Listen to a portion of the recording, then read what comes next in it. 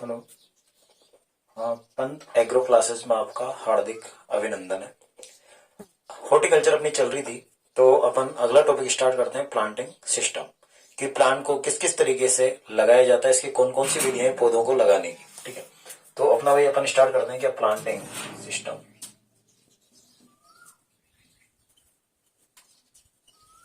ठीक है, planting system या फिर आप इसको बोल सकते हो पौधे लगाने की विधियां, मतलब पौध रोपण की विधियां।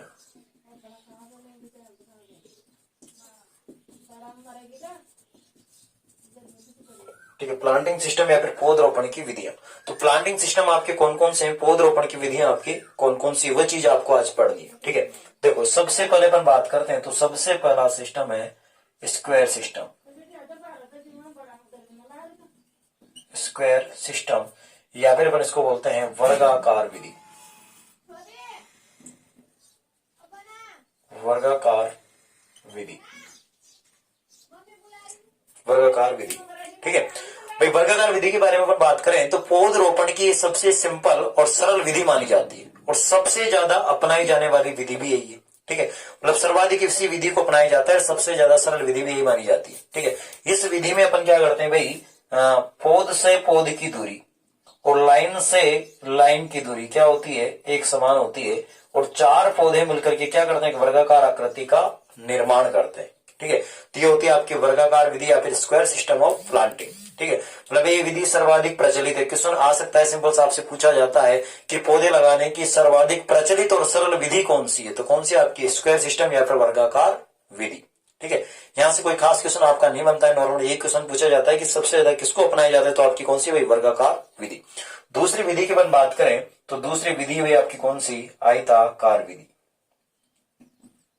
ठीक है, आयताकार विधि जिसको हम बोलते हैं क्या, rectangular system. Rectangular system, rectangular system. ठीक है भाई, रेक्टेंगुलर सिस्टम का मतलब ये होता है, ठीक है, रेक्टेंगुलर सिस्टम का मतलब ये है कि इस विधि में अपन क्या करते हैं, ये विधि होती तो वर्गाकार विधि के समान ही है, परंतु बस इसमें क्या होता है भाई, पौध से पौध की दूरी तो वर्गाकार विधि के समान है, लेकिन लाइन से लाइन की दूरी क्या होती है, वर्गाकार विधि की अपेक्षा अधिक होती है। जो बड़े फल वृक्ष होते हैं जिनमें जिनकी साइज थोड़ी बड़ी होती है उनमें इस विधि को अधिक अपनाया जाता है, लेकिन इसमें पौधों की संख्या क्या होती है भाई, आपकी कम हो जाती है। भाई देखो इसमें क्या होता है भाई, आपकी प्लांट से प्लांट मतलब पौध से पौध की दूरी तो बराबर है, लेकिन लाइन से लाइन की दूरी क्या होती है, इसमें ज्यादा होती है। मतलब ये दूरी इसमें क्या है आपकी, लाइन से लाइन की दूरी ज्यादा है और इसमें पौध से पौध की दूरी क्या होती है, आपकी कम होती है। और चार पौधे मिलकर के क्या करते हैं, आयताकार आकृति का निर्माण करते हैं। ये विधि वहां पर अपनाई जाती है जहां पर जमीन बहुत हो, मृदा काफी ज्यादा हो, भूमि काफी ज्यादा हो, लेकिन वृक्षों की साइज थोड़ी बड़ी हो, वहां पर अपनाई जाती है आपकी आयताकार विधि।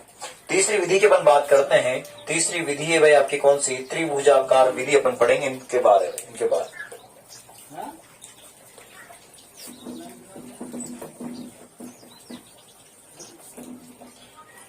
देखो तीसरी विधि की अपन बात करें तो तीसरी विधि आपकी कौन सी, त्रिभुजाकार विधि। त्रिभुजाकार विधि जिसको हम बोलते हैं ट्रायंगुलर सिस्टम। ठीक है, ट्रायंगुलर सिस्टम या फिर त्रिभुजाकार विधि। त्रिभुजाकार विधि देखो ऐसी विधि है जिसमें पौधे लगाना थोड़ा मुश्किल हो जाता है और इस विधि में अपन क्या करते हैं, दो पौधे तो आपके एक ही लाइन में लगाए जाते हैं, दो पौधे तो एक ही लाइन में लगाए जाते हैं, तीसरा पौधा इन दोनों के बीच में लगा दिया जाता है जो क्या करता है भाई, आपकी त्रिभुजाकार आकृति का निर्माण करता है। ठीक है, और ये विधि क्या होती है, तो भी थोड़ी सी आपकी हार्ड होती है। क्यों हार्ड होती है भाई, क्योंकि दोनों पौधों के बीच में आपका तीसरा प्लांट यहाँ पर आ जा रहा है, तो आप इसमें जो इंटरकल्चर ऑपरेशन करते हो, इंटरकल्चर ऑपरेशन करने की जो आपकी क्रिया है इसमें थोड़ी क्या होता है, क्या आपकी कठिन हो जाती है। ठीक है, तो इसी टाइप से अपन क्या करते हैं, दोनों पौधों के बीच में आप तीसरा पौधा लगाते जाओ और यहाँ पर इस सिस्टम आपका तैयार होते जाता है, इसको हम क्या बोलते हैं, त्रिभुजाकार विधि। ठीक है, तो इसमें क्या होता है कि प्लांटिंग करना थोड़ा सा मुश्किल हो जाता है। ठीक है, और एक क्वेश्चन यहाँ पर बनता है कि त्रिभुजाकार विधि में वर्गाकार विधि की अपेक्षा 11% पौधे क्या लगाए जाते हैं भाई, कम लगाए जाते हैं। 11% पौधे कम लगाए जाते हैं, किसके अपेक्षा, वर्गाकार विधि की अपेक्षा। ये क्वेश्चन आ सकता है। अब अगर आपसे पूछ लिया जाए कि वर्गाकार विधि की अपेक्षा वो कौन सी विधि है जिसमें 11% पौधे कम लगाए जाते हैं, तो कौन सी विधि आएगी आपकी, त्रिभुजाकार विधि। ठीक है, इसके बाद देखो भाई अगली विधि की अपन बात करते हैं, तो चौथी विधि इसके बाद आपकी पंचभुजाकार, पंचभुजाकार विधि, या फिर इसको बोलते हैं अपन क्या, क्यून-कॉक्स सिस्टम, क्यून-कॉक्स सिस्टम, या फिर इसको बोला जाता है क्या, पेंटागोनल सिस्टम, सिस्टम, या फिर अपन इसको बोल सकते हैं क्या, पूरक विधि। ये सारे नाम भी इसी के हैं, पंचभुजाकार जिसको बोलते हैं, पेंटागोनल, क्यून-कॉक्स जिसको बोलते हैं पूरक, ठीक है। तो ये सारे नाम किसके होते हैं, आपके पूरक विधि के होते हैं। और ये विधि क्या होती है भाई, वर्गाकार विधि के समान ही होती है भाई। इसमें क्या होता है, देखो लाइन से लाइन की दूरी और पौध से पौध की दूरी एक समान है, ठीक है। बस चारों पौधों के बीच में एक पौधा लगा दिया जाता है, जिसको हम क्या बोलते हैं, पूरक पौधा। चारों पौधों के बीच में एक पौधा लगा दिया जाता है, इसको क्या बोलते हैं, पूरक पौधा। और ये पूरक पौधा क्या करता है, पंचभुजाकार आकृति का निर्माण करता है। और इस पूरक पौधे के रूप में अपन यहाँ पर लगा सकते हैं क्या, पपीता, या फिर फालसा, या फिर अपन यहाँ लगा सकते हैं क्या, केला। मतलब ऐसे पौधे लगाएंगे जो कम समय में फल देना आपका स्टार्ट कर दे, ठीक है। जो कम समय में फल देने वाले जो वृक्ष होते हैं, जो पौधे होते हैं, उनको हम चारों पौधों के बीच में लगा देते हैं भाई। जैसे चारों कोनों में तो आपने आम के वृक्ष लगा रखे हैं। अब किसान क्या करेगा, उसको 3-4 साल तक तो कुछ मिलेगा नहीं, तो वो क्या करता है, उसको कुछ न कुछ मिलता रहा, इसलिए वो क्या करता है, अपन बीच में एक पौधा और लगा देते हैं भाई, जिस पौधे को क्या बोलते हैं, पूरक पौधा। और ये पूरक पौधा ऐसा होता है जो कम समय में, मतलब 1 साल में क्या करता है, फल देना स्टार्ट कर देता है, ताकि किसानों को कुछ न कुछ आय वहां से प्राप्त होती रहे, उनका काम भी चलता रहे, ठीक है। तो ये होती है आपकी पंचभुजाकार विधि। लेकिन यहाँ से बहुत इंपॉर्टेंट क्वेश्चन आपका क्या बनता है कि देखो, पंचभुजाकार विधि में वर्गाकार विधि की अपेक्षा लगभग 2 गुने पौधे अधिक लगाए जाते हैं। अब अगर आपसे पूछा जाए कि पंचभुजाकार विधि में पौधों की संख्या ज्ञात करके बताओ, तो आप कैसे बताओगे, तो मैं आपको बता देता हूं, उसका एक फॉर्मूला होता है भाई, अपन कैसे पौधों की संख्या ज्ञात करेंगे। भाई पहले मैं सिंपल आपको वर्गाकार विधि का बताऊंगा, उसके बाद अपन पंचभुजाकार विधि में अपन पढ़ेंगे, ठीक है। पंचभुजाकार विधि में पौधों की संख्या ज्ञात कैसे की जाती है और नॉर्मल में कैसे ज्ञात की जाती है, तो देखो आप, उसके बाद अपन और भी सिस्टम अभी पढ़ेंगे बाकी के। तो देखो भाई, पौधों की संख्या ज्ञात करना, मतलब कैलकुलेट द प्लांट पॉपुलेशन।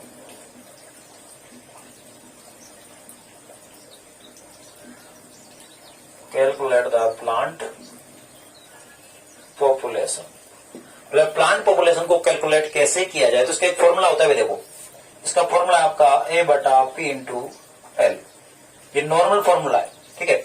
यहाँ पर देखो आप, यहाँ पर A बराबर होता है एरिया, मतलब क्षेत्रफल, P बराबर होता है आपका प्लांट टू प्लांट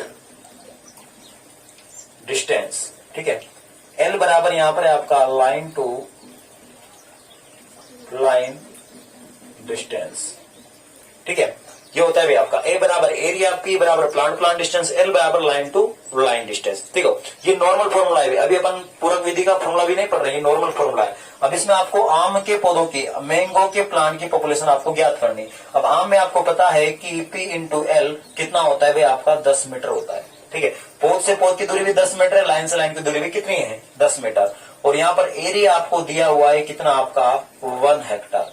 तो इसमें आपको पौधों की संख्या निकालनी, तो अपन कैसे निकालेंगे, देखो एरिया सिंपल है, 1 हेक्टर है, लेकिन इसको अपन मीटर में लिखेंगे, एरिया को हेक्टर में नहीं लिखेंगे, किसमें लिखेंगे, मीटर में।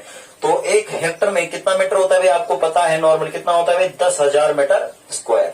मतलब 1 हेक्टर में कितना हो गया आपका, 10,000 मीटर स्क्वायर हो गया। और अब आप देखो, पौध से पौध की दूरी कितनी है आपकी, 10, और लाइन से लाइन की दूरी भी कितनी है आपकी, 10 मीटर, ठीक है। तो वो 0 से 0 कट गया, 0 से 0 कट गया, बचा कितना आपका 100। तो 100 पौधे प्रति हेक्टर लगाए जा सकते हैं भाई, किसके, आम के। समझ गए, ये किस में लगाया अपन ने, ये संख्या आपकी है किसमें, वर्गाकार विधि में संख्या है भाई आपकी। कौन सी वर्गाकार विधि, स्क्वायर सिस्टम में संख्या है। अब अपन को निकालनी किसमें, पूरक विधि में। अब अगर आपको पूरक विधि में पौधों की संख्या ज्ञात करनी है, पूरक विधि में, तो पूरक विधि में फॉर्मूला आपका क्या काम आएगा, तो देखो पूरक विधि का जो क्यून-कॉक्स सिस्टम का जो फॉर्मूला होता है, क्यून-कॉक्स सिस्टम,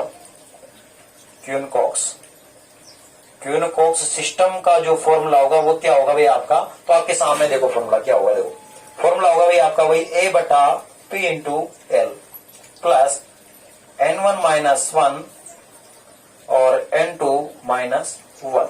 अब आपको यहाँ पर A समझ में आ गया, क्या है एरिया, P बराबर आपको समझ में आ रहा है प्लांट डिस्टेंस, L बराबर आपको समझ में आ रहा है लाइन टू लाइन डिस्टेंस। लेकिन यहाँ पर थोड़ा सा चक्कर पड़ रहा होगा कि N1 क्या आ गया यहाँ पर भाई। N1 का मतलब होता है कि फर्स्ट लाइन की डिस्टेंस। अब फर्स्ट लाइन क्या होती है मैं भी आपको बताऊंगा, फर्स्ट लाइन डिस्टेंस, ठीक है, फर्स्ट लाइन डिस्टेंस। और n2 बराबर होती है आपकी सेकंड लाइन की डिस्टेंस, सेकंड लाइन की दूरी, या फिर सेकंड लाइन की क्या बोल सकते हो आप, डिस्टेंस। ठीक है, n1 बराबर फर्स्ट लाइन डिस्टेंस और n2 बराबर हो गया आपकी सेकंड लाइन की डिस्टेंस। ठीक है, ये दोनों आपकी डिस्टेंस यहाँ पर आ जाती है। अब अपन देखो बात करते हैं यहाँ पर, देखो n1 क्या है और n2 क्या है। जैसे मान लो नॉर्मल आपकी ये विधि है, नॉर्मल अपन यहाँ पर प्लांट्स लगा रखे हैं भाई। जो प्लांट जो अपन लगाते हैं, जो फर्स्ट लाइन जो दूरी होती है आपकी, फर्स्ट लाइन है यहाँ पर जो अपन प्लांट लगाएंगे, सेकंड लाइन आपकी हो जाएगी। तो ये जो फर्स्ट लाइन है इसको क्या बोलेंगे, n1। अब n1 की दूरी पे अपन कितने रखे आपकी 10 मीटर, तो ये क्या हो जाएगी आपकी n2। तो n2 की दूरी पे अपन कितने रखेंगे 10 मीटर, तो ये n1 हो गया और ये आपका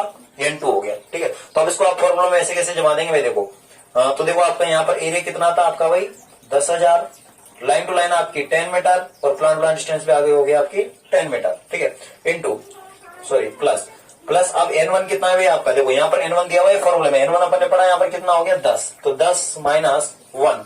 ठीक है, और इधर भी आ जाएगा 10 माइनस 1, क्योंकि n2 भी कितना है आपका 10 ही है।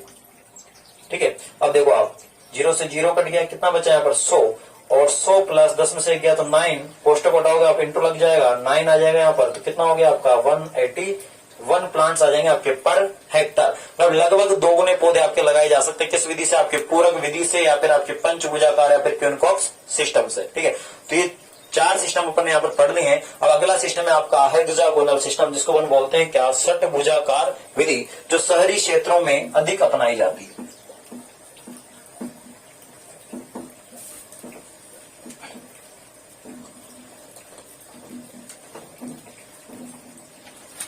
तो देखो भाई अगला सिस्टम आता है आपका कौन सा, 5वां सिस्टम है आपका कौन सा, hexagonal system. Hexagonal system, hexagonal system जिसको हम हिंदी में बोल सकते हैं क्या, षटभुजाकार विधि, षटभुजाकार विधि। और ये जो षटभुजाकार विधि होती है भाई आपकी कहां पर अपनाई जाती है, शहरी क्षेत्रों में इसको अधिक अपनाया जाता है, किसको, षटभुजाकार विधि को। ठीक है, इस विधि में क्या करते हैं भाई, 6 plants are make a hexagonal shape. ठीक है, मतलब 6 प्लांट मिलकर के क्या करते हैं, षटभुजाकार आकृति का क्या करते हैं भाई आपका निर्माण करते हैं। और ये विधि शहरी क्षेत्रों के लिए उपयुक्त होती है। और इस विधि में वर्गाकार विधि की अपेक्षा 15% पौधे क्या लगाए जाते हैं, अधिक लगाए जाते हैं। 15% पौधे अधिक लगाए जाते हैं भाई, किसकी अपेक्षा, वर्गाकार विधि की अपेक्षा। ये मेन क्वेश्चन यहाँ पर बनता है। और इस शहरी क्षेत्र की जो मांगी भूमियां होती है वहां पर इसको ज्यादा अपनाया जाता है। छठा सिस्टम है भाई आपका कौन सा, कंटूर विधि, जिसको हम कंटूर सिस्टम बोलते हैं, कंटूर विधि। अब इसकी जो कंटूर विधि होती है आपकी पहाड़ी क्षेत्रों में अपनाई जाती है। पहाड़ी क्षेत्रों में क्या करते हैं, सीढ़ी नुमा खेत बनाते हैं।